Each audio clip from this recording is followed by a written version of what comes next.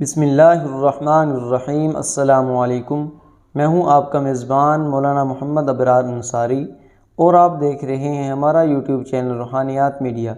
آج کی اس ویڈیو میں آپ کو بتاؤں گا جادو کا اثر ختم کیسے ہو، اس کے لیے بہت ہی زبردست قرآنی وظیفہ۔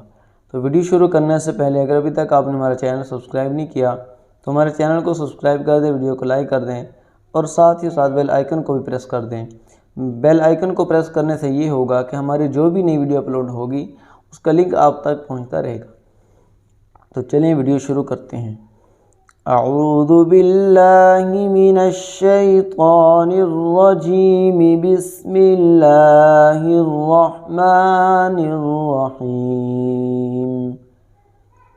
قلنا لا تخف انک انت الاعلی وَأَلْقِ مَا فِي يَمِينِكَ تَلْقَفْ مَا صَنَعُوا إِنَّمَا صَنَعُوا كَيْدُ سَاحِرٍ وَلَا يُفْلِحُ السَّاحِرُ حَيْثُ أَتَىٰ۔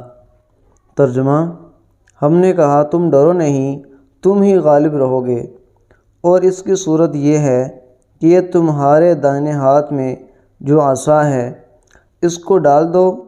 ان لوگوں نے جو کچھ بنایا ہے یہ عصا سب کو نگل جاوے گا۔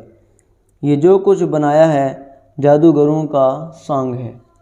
فائدہ: اگر آپ کو شک ہے کہ تم پر جادو کیا گیا ہے یا علامتیں محسوس ہو رہی ہوں تو جادو کے اثر کو ختم کرنے کے لیے 11 دن تک 100 دفعہ مذکورہ آیت پڑھ کر اپنے اوپر پھونکیں، یا کسی پر شک ہو تو اس پر پڑھ کر پھونکیں۔